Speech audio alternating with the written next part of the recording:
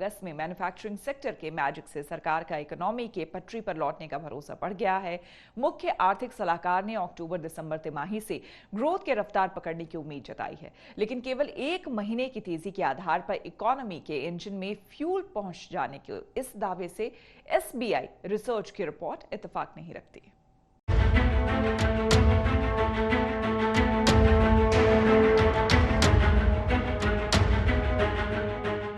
देश की अर्थव्यवस्था अब रिकवरी के रास्ते पर चलती नजर आ रही है। देश के मुख्य आर्थिक सलाहकार कृष्णमूर्ति सुब्रमण्यम के मुताबिक भारतीय अर्थव्यवस्था का सबसे बुरा दौर गुजर चुका है।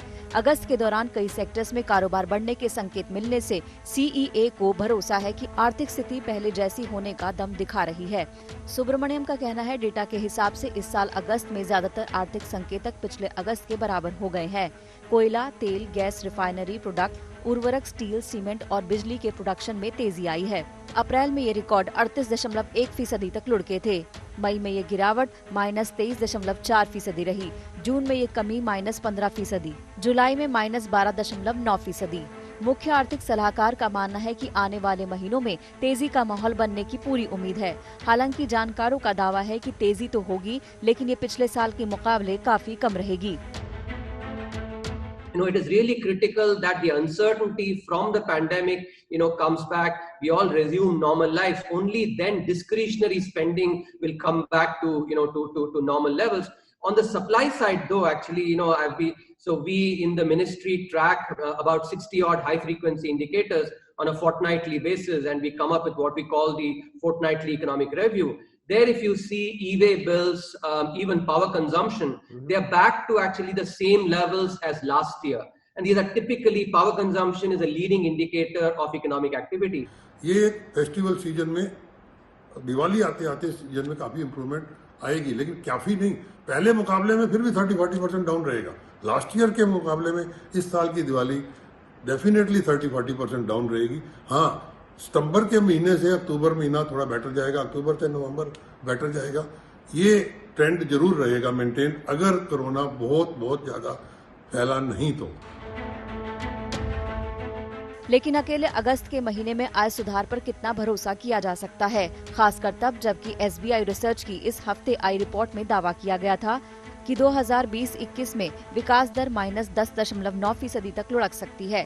इस रिपोर्ट में इस साल की चारों तिमाहियों में विकास दर में गिरावट आने की आशंका जताई गई है। इसके मुताबिक जुलाई से सितंबर में विकास दर 12 से 15% तक लुढ़केगी। अक्टूबर से दिसंबर तक तिमाही में विकास दर में 5 से 10% तक की गिरावट का अनुमान है, जबकि जनवरी से मार्च तिमाही में विकास दर -2 से -5% तक रह सकती है। उद्योग जगत का भी मानना है कि सरकार को कोरोना से बेहाल हुए सेक्टर्स की मदद के लिए आगे आने की जरूरत है। मेरी तो ये राय है कि सरकार ऐसे सेगमेंट्स को फाइनेंशियली सपोर्ट भी करे जो रियली में इफेक्टेड है, रियली में बिजनेस में बुरी तरह से अफेक्टेड हुए हैं, उनको एक फाइनेंशियल सपोर्ट दे जैसे बाकी कंट्री ने दिया। खाली मोरेटोरियम दे के एक्सटेंड करना और डिले करना वो टेम्परेरी सोल्यूशन है।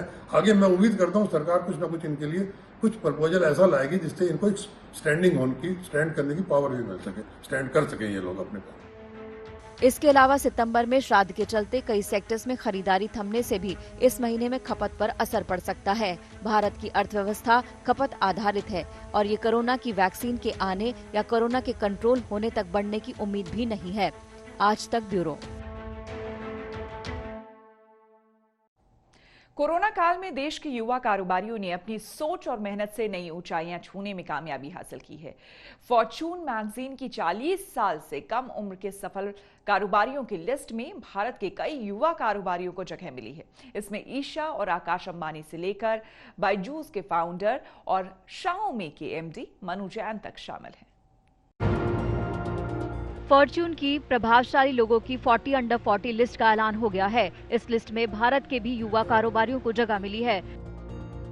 फॉर्च्यून ने इस बार finance, technology, health care, politics और मीडिया एंड एंटरटेनमेंट यानी 5 कैटेगरीज में 40 अंडर 40 लिस्ट जारी की है। फॉर्च्यून ने हर एक कैटेगरी में 40 से कम उम्र की दुनिया की 40 हस्तियों को शामिल किया है। टेक्नोलॉजी कैटेगरी में जिन भारतीयों को शुमार किया गया उनमें सबसे पहला नाम है मुकेश अंबानी के जुड़वा बच्चों ईशा और आकाश अंबानी का और बायजूस के फाउंडर बायजू रविंद्रन का। ईशा और आकाश अंबानी को जियो को आगे बढ़ाने के लिए इस लिस्ट में जगह मिली है। फेसबुक के साथ 999% हिस्सेदारी के लिए $5.7 बिलियन की मेगा डील करने की मदद की। गूगल, क्वालकॉम और इंटेल जैसी कंपनियों को जोड़ने और उनसे निवेश हासिल करने का काम किया।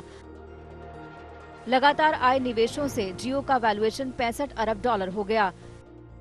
जियो मार्ट को लॉन्च करने में दोनों की भूमिका की फॉर्च्यून ने तारीफ की है। फॉर्च्यून मैगजीन के मुताबिक कोरोना ने लोगों के काम करने और सोशलाइज करने के तरीके में बदलाव किया है। इस काल में एग्जीक्यूटिव्स ने अपने कारोबार को चलाने के रास्ते में पैदा हुई चुनौतियों का सामना करते हुए कर्मचारियों को मदद मुहैया कराने और मजबूत बनाने के लिए तुरंत कदम उठाए। युवा कारोबारी भी मानते हैं कि यंग इंडिया अब कारोबार की बागडोर को दमदार तरीके से संभाल रहा है। फॉर्च्यून मैगजीन ने इसी बदलाव की लहर को जगजाहिर करने के लिए इसी साल 40 अंडर 14 लिस्ट में बदलाव करने का फैसला किया। इसे ज्यादा बड़ा करने और ज्यादा बड़े दायरे में सर्च किया गया।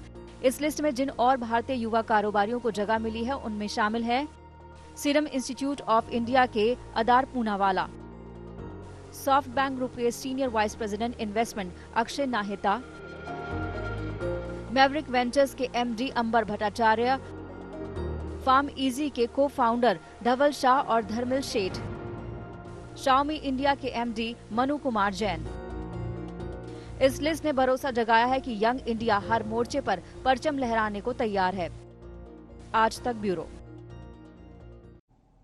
इसी के साथ बिजनेस आज तक में मेरे साथ फिलहाल इतना ही। देश दुनिया की तमाम खबरों के लिए देखते रहिए आज तक।